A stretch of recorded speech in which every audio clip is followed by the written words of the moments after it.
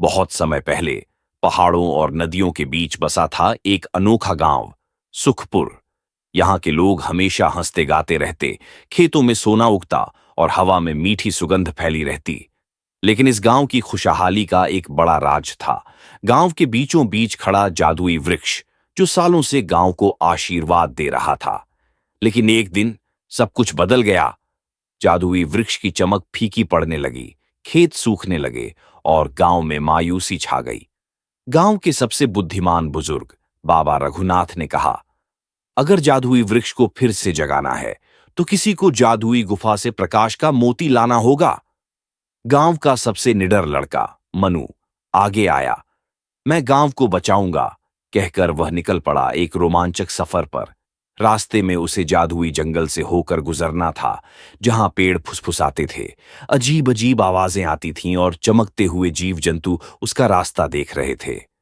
चलते चलते मनु एक अनोखी नदी के पास पहुंचा। ये कोई साधारण नदी नहीं थी, ये बोलती थी। नदी ने कहा, अगर तुम मेरा सवाल हल कर सको तो मैं तुम्हें आगे जाने दूंगी। मनु ने ध्यान से पहेली सुनी, सोचा और सही जवाब दे दिया। नदी मुस्कुराई और उसे रास्ता पार करने दिया। आखिरकार मनु रहस्यमयी गुफा तक पहुंच गया। गुफा के अंदर एक विशाल चमकता हुआ मोती रखा था, जिससे सुनहरी रोशनी फूट रही थी। जैसे ही मनु ने मोती उठाया, पूरी गुफा रोशनी से जगमगा उठी और सारी बाधाएं गायब हो गईं। अब उसे इसे वापस गांव ले जाना था। जैसे ही मनु गांव पहुंचा, उसने प्रकाश का मोती जादुई वृक्ष की जड़ों में रख दिया।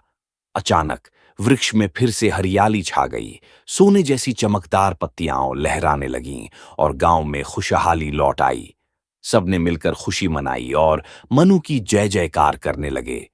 तभी आकाश से एक मधुर आवाज आई, जब तक गांव वाले प्रेम और एकता बनाए रखेंगे, ये खुशहाली हमेशा बनी रहेगी।